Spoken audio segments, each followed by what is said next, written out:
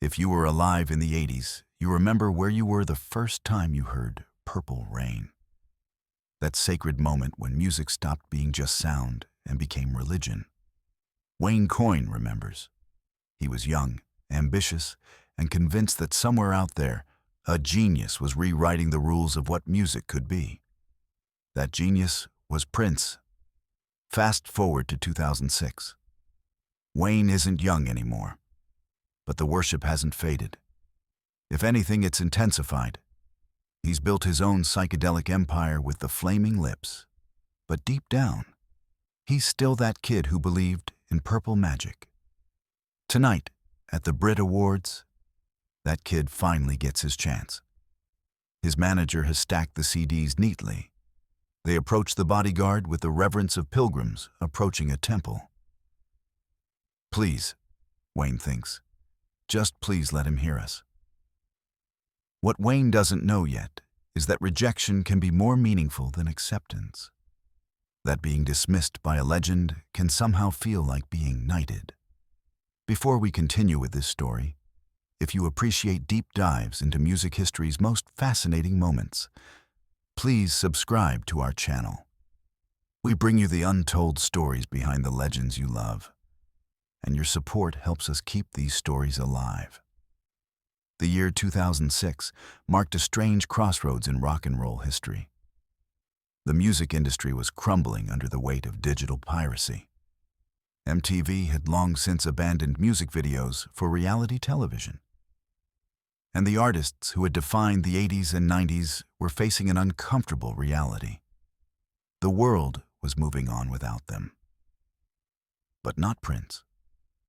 Prince existed outside of time, outside of trends, outside of the rules that governed everyone else. He had spent the previous decade fighting Warner Brothers, changing his name to an unpronounceable symbol, and writing the word slave on his face in protest of record label control. By 2006, he had reclaimed his name, his masters, and his dignity. He was performing at the BRIT Awards with The Revolution, a reunion that sent shockwaves through the music world. This wasn't just a performance. This was a victory lap. Coyne understood victory laps. The Flaming Lips had spent nearly 2 decades grinding through the indie rock underground, releasing experimental albums that confused as many people as they inspired. Then came The Soft Bulletin in 1999, followed by Yoshimi Battles the Pink Robots in 2002. Suddenly, the weird kids from Oklahoma City were critical darlings. They were selling out theaters. They were playing festivals alongside the legends they had worshipped from afar. And one of those legends was Prince. Wayne had been obsessed with Prince since he was a teenager working the fry station at Long John Silver's in Oklahoma City. He would come home smelling like grease and fish, put on Dirty Mind, and dream of a life where music was his only job. Prince represented everything Wayne wanted to be. Fearless, uncompromising, impossible to categorize. Prince blurred gender lines before anyone knew that was even possible. He wore makeup and high heels and somehow made it the most masculine thing in rock and roll. He played every instrument on his albums. He produced himself. He controlled his image with an iron fist. He was the blueprint for artistic independence. So when the Flaming Lips learned they would be at the same BRIT Awards ceremony as Prince, Wayne's mind started racing. This wasn't just an opportunity to be in the same building as his hero. This was a chance to hand him their music, to show him what they had built, to maybe, just maybe, earn a nod of approval from the man who had rewritten the rule book. The plan was simple. Wayne's manager would approach Prince's security team. They would hand over a stack of Flaming Lips CDs, including Yoshimi Battles the Pink Robots, the album that had finally broken them into the mainstream. The security would pass them to Prince, and then, if the universe was kind, Prince would listen. Maybe he would hear the orchestral ambition, the layered production, the willingness to take risks that mirrored his own early work. Maybe he would reach out. Maybe they would collaborate. It was a fantasy, but fantasies are what keep musicians alive. The BRIT Awards backstage area was chaos, dressed up as glamour. Publicists barked into headsets. Makeup artists touched up famous faces under harsh fluorescent lights. Catering tables overflowed with food that nobody touched because everyone was too nervous or too vain to eat. And somewhere in that maze of egos and anxiety, Prince held court. He moved through the backstage area like royalty, which made sense because that's exactly what he was. Rock and roll royalty, music royalty, cultural royalty. His security team formed a human barrier between him and the rest of the world. They were professionals, stone-faced and efficient, trained to deflect the constant stream of people who wanted a moment, a photo, a handshake, a blessing. Wayne watched from a distance as Prince disappeared into his dressing room. The door closed. The security team stood guard, and Wayne's manager made the approach. The exchange was brief and professional. The manager held out the stack of CDs. The security guard took them with a neutral expression that gave nothing away. No promises, no reassurances. Just a nod that acknowledged the transaction had occurred. Wayne exhaled. The CDs were in play. Now came the hardest part: waiting. Time moves differently when you're waiting for your heroes to validate you. Minutes feel like hours. Every sound in the hallway becomes significant. Every movement of security could be the moment. Wayne tried to stay busy, tried to focus on his own performance obligations, but his mind kept circling back to the same question. Is he listening right now? Is Prince, at this very moment, sliding one of our CDs into a player and hearing what we've built? The thought was intoxicating and terrifying in equal measure. But here's what Wayne didn't know about Prince in 2006. Prince had spent the better part of a decade fighting for control of his music, his image, and his legacy. He had been burned by record labels, by managers, by hangers-on who saw him as a meal ticket rather than an artist. He had learned through painful experience that the music industry was filled with people who wanted to take from him without giving anything back. And he had developed a defense mechanism that was brutal in its simplicity. He said no to almost everything. No to collaborations he didn't initiate. No to interviews he didn't want to do. No to meet and greets with other artists. No to anything that felt like it was about someone else's agenda rather than his own. It wasn't personal. It was survival. Prince had built walls around himself, and those walls were reinforced with steel and stubbornness. 3 hours passed. Wayne had almost convinced himself that the silence was a good sign. Maybe Prince was taking his time with the CDs. Maybe he was genuinely listening, really engaging with the music. Maybe the lack of immediate response meant something deeper was happening. Then the security guard reappeared. He walked directly to Wayne and his manager with the same neutral expression he had worn earlier. In his hands were the CDs. All of them. Unopened. The guard didn't sugarcoat it. "Prince doesn't want these," he said. 4 words. That's all it took to shatter the fantasy Wayne had been building for 3 hours. Not "Prince is busy," not "maybe later." Just a flat, unambiguous rejection. Prince doesn't want these. Wayne felt his face flush hot. His bandmates, who had been watching from a distance, looked away in second-hand embarrassment. The manager took the CDs back without argument. What else could he do? You can't force a legend to listen to your music. You can't demand respect from someone who has already decided you're not worth his time. In that moment, Wayne Coyne had a choice. He could let the rejection poison him, He could turn bitter, tell the story for years as evidence of Prince's arrogance, use it as fuel for resentment. Or he could do something else entirely. He could find a way to love Prince even more for being exactly who he was. Because here's the truth about Prince. He didn't owe Wayne Coyne anything. He didn't owe any of us anything. He had already given the world Purple Rain and Sign of the Times and When Doves Cry and dozens of other songs that rewrote the rules of popular music. He had already proven himself 1,000 times over. And if part of being Prince meant saying no to things he didn't want to engage with, then that was his right. That was, in fact, the most Prince thing he could possibly do. Years later, Wayne would tell the story publicly, and the way he told it revealed something profound about his character. He didn't frame it as a wound. He framed it as a badge of honor. "We loved him so much for being too cool for us," he said. It was a statement of pure, uncomplicated appreciation. Prince was too cool for the Flaming Lips, and that was perfect. That was exactly how it should be. Because heroes aren't supposed to be accessible. They're not supposed to validate you.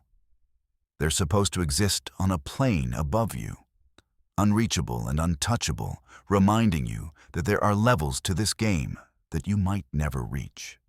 Prince rejecting those CDs wasn't an insult. It was a lesson.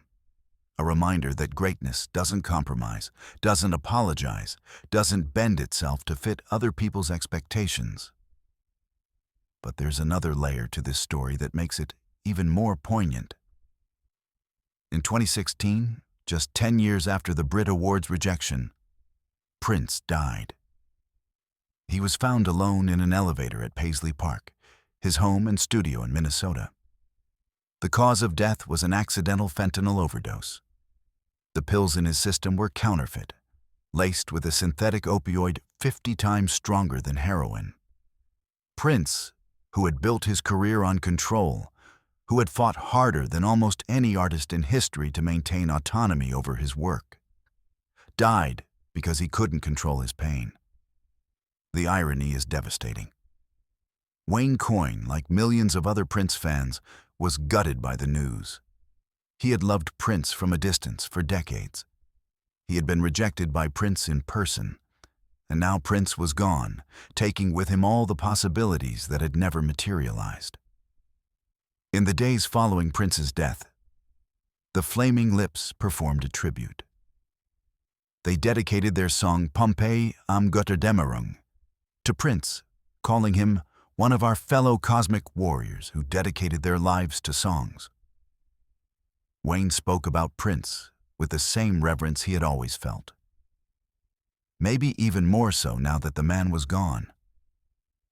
The rejection at the BRIT Awards had become part of the mythology, a story that illustrated both Prince's uncompromising nature and Wayne's ability to find beauty in disappointment. Because that's what the story is really about. Finding beauty in disappointment. Learning to love your heroes not despite their flaws, but because of them. Understanding that the artists who refuse to meet you halfway are often the ones worth chasing the hardest. Prince's rejection of the Flaming Lips wasn't unusual. He rejected lots of people, lots of opportunities, lots of overtures from other artists who wanted a piece of his magic. He collaborated when he wanted to, on his terms, and the rest of the time, he kept his circle tight and his boundaries firm. Some people saw this as arrogance. Others saw it as self-preservation. Both interpretations were probably true. Prince was arrogant in the way that only truly great artists can be. He knew his worth, and he refused to pretend otherwise. But he was also protecting something precious. His time, his energy, his creative vision. He had learned the hard way that saying yes to everyone meant saying no to himself. Wayne Coyne understood this better than most. The Flaming Lips had built their career on being weird, on refusing to sand down their edges to fit into radio formats or commercial expectations. They had stayed true to their vision, even when it meant playing to tiny crowds and sleeping in vans. So when Prince rejected them, Wayne didn't see it as a failure. He saw it as a parallel. Prince was protecting his art the same way Wayne had always protected his. The rejection was actually a form of respect, a recognition that both artists understood the same fundamental truth. If you compromise your vision to please other people, you lose the thing that made you special in the first place. The story of Prince rejecting the Flaming Lips has lived on in rock and roll lore as one of those perfect little anecdotes that reveals more than it seems to on the surface. On one level, it's funny. A beloved indie band gets shut down by a legend, and instead of being bitter about it, they embrace the rejection as proof of the legend's coolness. It's absurd and sweet and very rock and roll. But on another level, it's about something deeper. The relationship between artists and their heroes, and how that relationship changes over time. When you're young, you want your heroes to notice you, to validate you, to tell you that you're on the right path. But as you get older, you realize that validation doesn't mean what you thought it meant. Your heroes don't need to like you. They don't even need to know you exist. What matters is that they existed in the first place, that they made the art that inspired you, that they showed you what was possible. Prince showed Wayne Coyne what was possible. He showed millions of people what was possible. He wore purple suits and played guitar solos that sounded like the universe crying. He sang in a falsetto that could shatter glass and wrote lyrics that were equal parts sacred and profane.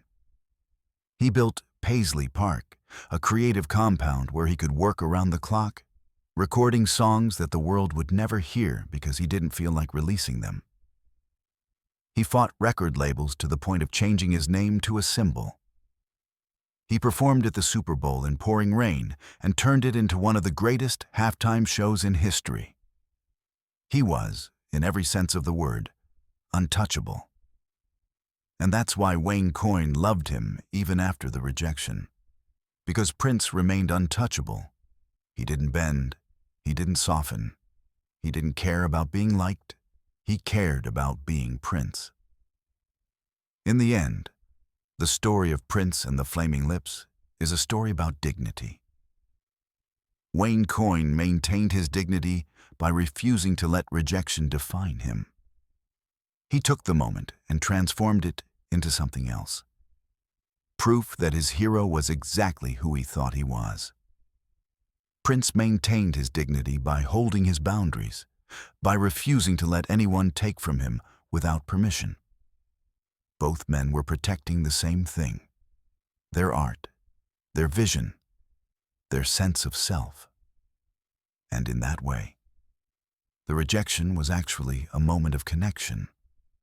Not the connection Wayne had hoped for, but a connection nonetheless. A recognition that they were both warriors in the same fight, trying to make music that mattered in a world that increasingly didn't care. Today, both Prince and Wayne Coyne's stories continue to resonate. Prince's music has experienced a massive resurgence since his death, with posthumous releases from the legendary Paisley Park vault reminding the world of his genius. The Flaming Lips continue to tour and release albums, still weird, still uncompromising, still dedicated to the idea that music can be transformative. And the story of the rejected CDs lives on as a perfect encapsulation of what it means to love art and the artists who make it. Because loving art isn't about getting something back. It's not transactional. You don't love an artist because they love you. You love them because they made something that changed your life. And if they don't want your CDs, well, that's their prerogative. That's their right. That's what makes them who they are. Wayne Coyne got his moment with Prince. Even if it wasn't the moment he expected, he got to hand his music to a legend. He got to wait in anticipation. He got to experience rejection from someone he worshipped. And then he got to spend the rest of his life telling the story with a smile, with love, with zero bitterness. That's a kind of grace that most people never achieve. The ability to be turned away by your hero and still love them. The ability to see rejection not as a closed door, but as a form of communication. Prince was saying, in his own way, "I'm too busy being Prince to listen to your music." And Wayne was saying, in his own way, "That's exactly as it should be." Two artists, ships passing in the night, both protecting the thing that mattered most. Neither one compromising, neither one apologizing. Both of them, in the end, staying true to themselves. If there's a lesson in this story, it's that heroes don't owe us anything except their art. Prince gave us his art.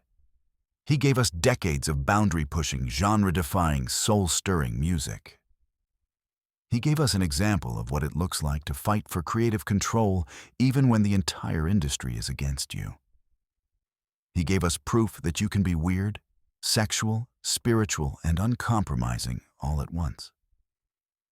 And if, in the process of giving us all that, he said no to the flaming lips at the BRIT Awards, well, that was just Prince being Prince. Untouchable, unshakable, forever too cool for the rest of us. And we love him for it.